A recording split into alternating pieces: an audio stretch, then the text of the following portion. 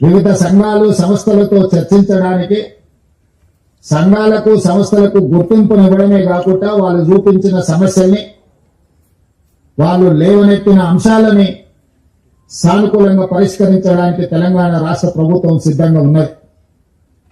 అందుకే మొన్న సరెండర్ అయిన దేవ్జీ కావచ్చు, దామోదర్ కావచ్చు, చంద్రన్న కావచ్చు, సుజాతక్క కావచ్చు, రాజిరెడ్డి కావచ్చు, మిగతా వాళ్ళందరూ కూడా సెంట్రల్ కమిటీ మెంబర్స్ తో కొద్ది రోజుల క్రితం నేను సుదీర్ఘంగా చర్చలు జరిపిన. వాళ్ళ ఆలోచనను, వాళ్ళ ఆవేదనను రాష్ట్ర ప్రభుత్వం అర్థం చేసుకునే వాళ్ళు కొన్ని ప్రతిపాదనలు తెలంగాణ రాష్ట్ర ప్రభుత్వం ముందుకు తీసుకొచ్చింది. ఈ రోజు మేము మిగతా సెంట్రల్ కమిటీ మెంబర్స్ తో గాని, గణపతితో సహా ఈ రోజు ఇంకా అజ్ఞాతవాసంలో జీవిస్తున్న కీలకమైన నక్సలైట్లకు మేము సమాచారాన్ని చేరవేస్తాము. ప్రభుత్వం సానుకూలంగా స్పందించి వాళ్ళ ప్రాణాలకు ఎలాంటి హాని జరగకుండా వాళ్ళు లేవనెత్తిన సమస్యలను ప్రజాస్వామ్యబద్ధంగా పరిష్కరించడానికి సిద్ధమైతే మేము వాళ్ళకు విజ్ఞప్తి చేసి జైళ్లలో ఉన్న వాళ్ళతో చర్చిస్తాం.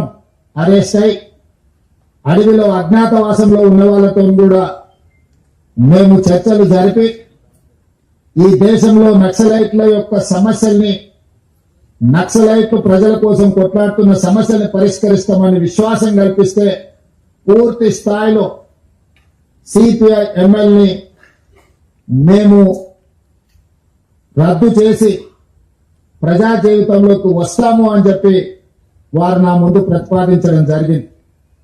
నేను వారికి సూచన చేసిన, రాష్ట్ర స్థాయిలో మేము చేయగలిగిన అంశాలను మేము పరిష్కరించగలము.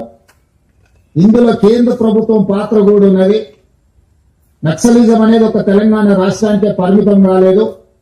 పక్కనున్న ఆంధ్రప్రదేశ్ కావచ్చు, ఒడిశా కావచ్చు, ఛత్తీస్గఢ్ కావచ్చు, జార్ఖండ్ కావచ్చు, మహారాష్ట్రలో కొంత భాగం, కర్ణాటకలో ఇంకొంత భాగం, వివిధ రాష్ట్రాలలో నక్సలిజం వ్యాపించి ఉన్నది. ఇది జాతీయ సమస్య. కేంద్ర ప్రభుత్వంతో మేము మాట్లాడితే గాని నేను పూర్తిగా మీకు హామీ ఇవ్వలేను అని చెప్పి సెంట్రల్ కమిటీ మెంబర్స్ కు దేవ్జీ గారికి, వారి మిత్ర బృందానికి నేను చెప్పడం జరిగింది.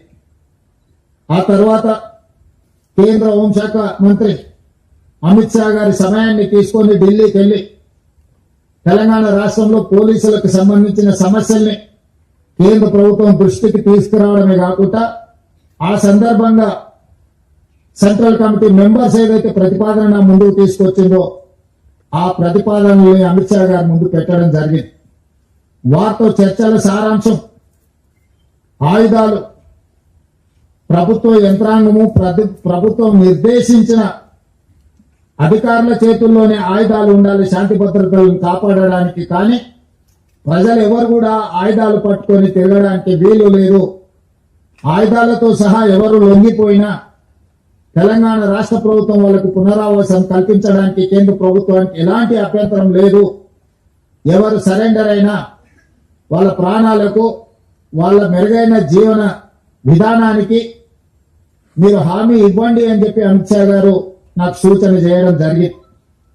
అమిత్ షా గారితో మాట్లాడిన తర్వాత నక్సలైట్ నాయకులతో, వివిధ హోదాలలో ఉన్న వాళ్ళతో మాట్లాడితే ఈరోజు 130 మంది నక్సలైట్లు ఛత్తీస్గఢ్ కు సంబంధించిన వాళ్ళు కావచ్చు, తెలంగాణ కావచ్చు, ఆంధ్రప్రదేశ్ కు సంబంధించిన వాళ్ళు ఈ రోజు వాళ్ళ చేతుల్లో ఉన్న ఆయుధాలతోటి ఈ రోజు వాళ్ళు సరెండర్ అవ్వడం, అందులో 124 అత్యంత ఆధునికమైన ఆయుధాలతో, ముఖ్యంగా 31 AK-47లు, SLRలు, ఇతర అధునాతనమైన ఆయుధాలు, విదేశాలలో తయారైన అధునాతనమైన ఆయుధాలు, 7,000 బుల్లెట్లు, బుల్లెట్ ద్వారానే ప్రజా సమస్యల్ని పరిష్కరిస్తామన్న వాళ్ళు ఈ రోజు బ్యాలెట్ ద్వారా ప్రజా సమస్యల్ని పరిష్కరించడానికి ముందుకు వచ్చి ఈ రోజు ఇక్కడ ఈ వేదిక ముందున్న 130 మంది నక్సలైట్లు ప్రభుత్వం యొక్క పిలుపు మేరకు ఈ రోజు సరెండర్ అవ్వడం జరిగింది.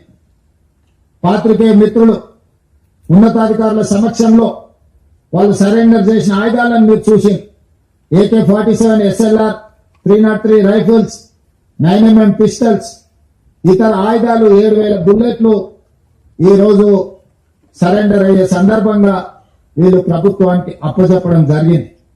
నాకు తెలిసినంత వరకు దేశంలో ఇంత పెద్ద ఎత్తున ఆయుధాలతో నక్సలైట్లు సరెండర్ అయిన సంఘటన ఇదే అతిపెద్దదని నేను భావిస్తున్నా. మా ప్రభుత్వం 2024 తర్వాత 721 మంది నక్సలైట్లను దాదాపుగా 250కి పైగా ఆయుధాలను నక్సలైట్లు సరెండర్ అయినప్పుడు ప్రభుత్వానికి అప్పగించడం జరిగింది. సరెండర్ అయిన నక్సలైట్ల చట్ట పరిధిలో వాళ్లకు ఏవేవైతే రివార్డ్స్ ఉన్నాయో రిహాబిలిటేషన్ కు సంబంధించి ప్రభుత్వం ఏదైతే హామీ ఇచ్చిందో వాటన్నిటిని అమలు చేస్తాం.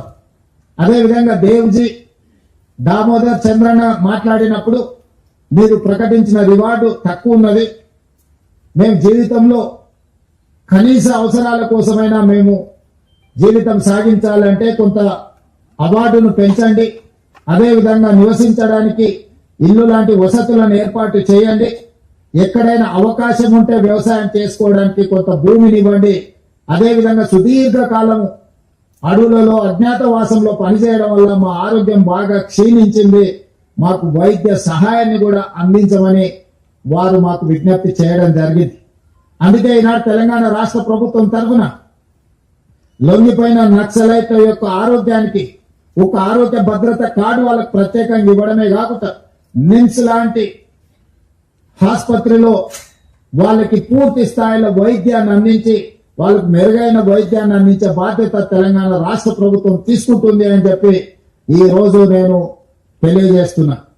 అదేవిధంగా రివార్డు విషయంలో కూడా సెంట్రల్ కమిటీ కానీ స్టేట్ కమిటీ కానీ దళ కమాండర్లు కానీ లేకపోతే వివిధ హోదాలలో ఉన్న వాళ్ళని కూడా వాళ్ళ యొక్క హోదాలను బట్టి ప్రభుత్వం కొంత ఉదారంగానే వ్యవహరించి వాళ్లకు మంచి ఆర్థిక సహాయాన్ని కూడా అందించడానికి తొందరలోనే డీజీపీ గారిని, చీఫ్ సెక్రటరీ గారిని, ఇతర అధికారులతో 1993లోనే తెలంగాణ ఆనాటి ఉమ్మడి ఆంధ్రప్రదేశ్ లో నక్సలైట్ల యొక్క రిహాబిలిటేషన్ కోసం ప్రత్యేకమైన ప్యాకేజీలను ప్రకటించడం జరిగింది. అందుకే ఈ రోజు దాదాపుగా 30 సంవత్సరాలలో వివిధ సందర్భాలలో వాళ్ళకి ఇచ్చిన నగదు గాని ఇతర వసతులను ఇంకా మెరుగ్గా వాళ్ళకి అందించేటట్టు ఈరోజు చీఫ్ సెక్రటరీ, డీజీపీ గారు ఇతర అధికారులతో మాట్లాడి నగదును కూడా పెంచే ప్రయత్నం చేస్తాం. తెలంగాణలో ఉన్న అందరికీ ఇందిరమ్మ ఇల్లు కేటాయించడమే కాకుండా ఎక్కడైనా వాళ్ళకి ఇల్లు కట్టుకోవడానికి స్థలం లేకపోతే వాళ్ళ సొంత గ్రామాలలో ఇంటి స్థలాన్ని కూడా రాష్ట్ర ప్రభుత్వం కేటాయించి వాళ్ళు ఇల్లు కట్టుకోవడానికి కూడా రాష్ట్ర ప్రభుత్వము వాళ్లకు సహకారాన్ని అందిస్తుంది. భూమి విషయంలో కొంచెం గ్రామాలలో ఈరోజు భూములు అందుబాటులో లేవు కాబట్టి భూ కేటాయింపు విషయంలో నేను ఇప్పుడు ఎలాంటి మాట చెప్పలేను. ఉండడానికి ఇల్లు, మెరుగైన వైద్యము, అదేవిధంగా వాళ్లకు నగదు బహుమతి, వీటన్నిటిని కూడా వాళ్ళకు అందించి సమాజంలో ఒక ఆత్మగౌరవంతో కూడిన జీవన విధానాన్ని కొనసాగించడానికి రాష్ట్ర ప్రభుత్వం సంపూర్ణంగా సహకరిస్తుంది. ఇవన్నీ ఏర్పాటు చేసే ముందు రాష్ట్ర ప్రభుత్వం చెబుతున్న ఒకే ఒక అంశం, ఈ రాష్ట్రంలో హింస